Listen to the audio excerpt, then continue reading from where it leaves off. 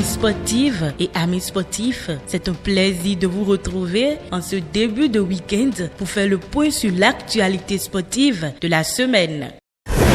Football. Le tirage au sort des barrages de la Ligue des champions UEFA a été effectué ce vendredi. Après que la phase de ligue a vu 8 équipes se qualifier directement pour le 8e, les 16 autres équipes qualifiées doivent se départager lors des barrages, ce qui est réalisé. Le tirage avec un gros choc: Manchester City, Real Madrid, Club Brugge, Atalanta, Sporting Borussia Dortmund, Celtic, Bayern Munich, Juventus, PSV, Feyenoord, AC Milan, Brest, PSG, Monaco, Benfica. Les matchs allés de ces barrages vont se disputer les 11 et 12 février et les retours une semaine plus tard. Le dernier tirage au sort de la compétition qui déterminera le tableau final des 8e de finale est prévu pour le 21 février.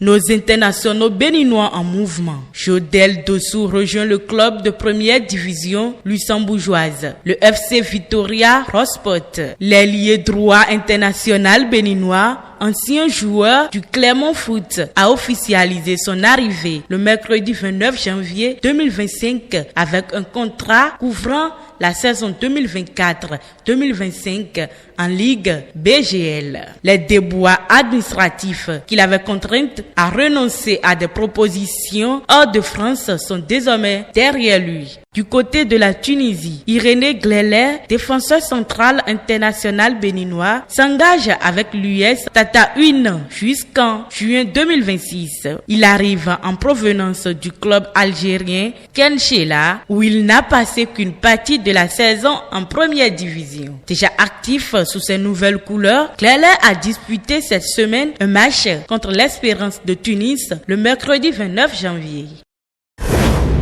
Championnat féminin D2 au Bénin, les matchs à suivre. Un tour des stades pour vous livrer le programme de la 8e journée du championnat féminin D2. Samedi 1er février, stade René Pleven, AS Cotonou, Blackstone, 14h dans la poule A. Stade Omnisport de Savalou, poule B, AS Bachon, AS Galassi, 14h. Stade Omnisport de Dassa, Colombe, Phoenix, 14h, poule B. Dimanche 2 février, stade René Pleven, Tigresse 2AB à l'affiche pour la poule A. Le Bénin sera au rendez-vous de la 35e Coupe d'Afrique des Nations CAN prévue au Maroc en 2025. Une 5e participation historique pour les Guépards écureuils qui espèrent briller à nouveau. Après une décennie marquée par des hauts et des bas.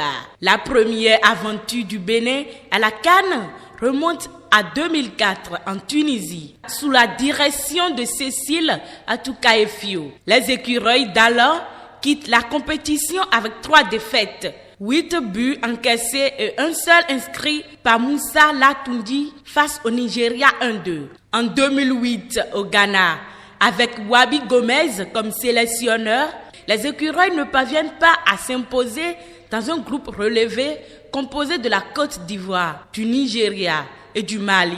Bilan, 3 défaites, 1 but marqué et 7 encaissés. L'édition 2010 en Angola, avec Michel Doussouye, marque une progression. Le Bénin décroche son premier point grâce à un nul 2-2 contre le Mozambique, mais termine à nouveau dernier de son groupe. La meilleure performance du Bénin reste celle de 2019 en Égypte, où les écureuils atteignent les quarts de finale. Après 3 nuls en phase de groupe, ils éliminent le Maroc en 8e avant de s'incliner face au Sénégal, 0-1. Après 2 absences, 2021 et 2023, les Guépards, sous la direction de Gennot Ra, se préparent à relever un nouveau défi. 2e de leur groupe, lors des éliminatoires, ils retrouvent en phase finale un groupe D relevé avec le Sénégal, la RDC et le Botswana.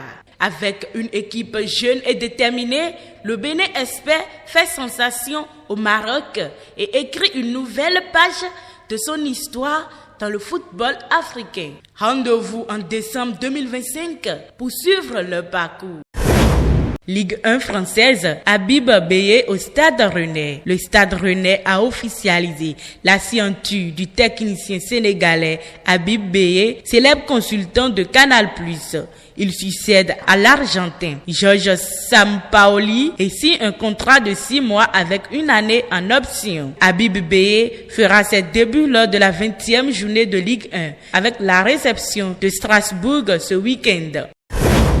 Le mondial de handball 2025, co-organisé par la Norvège, la Croatie et le Danemark, débuté le 14 janvier sur son cours jusqu'au 2 février. 5 pays africains ont planché pour cette compétition, mais aujourd'hui tous éliminés. Il s'agit de l'Égypte, l'Algérie, la Tunisie, le Cap-Vert et la Guinée. La toute dernière élimination de l'Afrique dans cette compétition est celle enregistrée par l'Égypte en quart de finale face à la France le mardi 28 janvier dernier. L'Algérie est d'abord éliminée du premier tour de la compétition sur un score de 26-25 face à la Tunisie. Au final, il quitte définitivement le championnat en Coupe du Président, battu 26-29 par le Bahreïn pour le match de la 29e place. La Tunisie, à son tour, quitte la compétition en s'inclinant face à l'Allemagne sur un score de 19-31. Pour rappel, la République tchèque l'a déjà terrassé au tour principal. La Guinée, pour sa part, quitte la compétition suite au match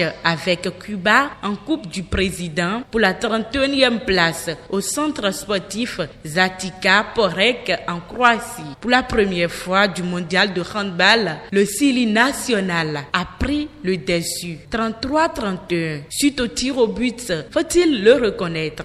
Avec un score de 31-24, le Cap-Vert est éliminé du mondial de hand 2025 par l'Égypte.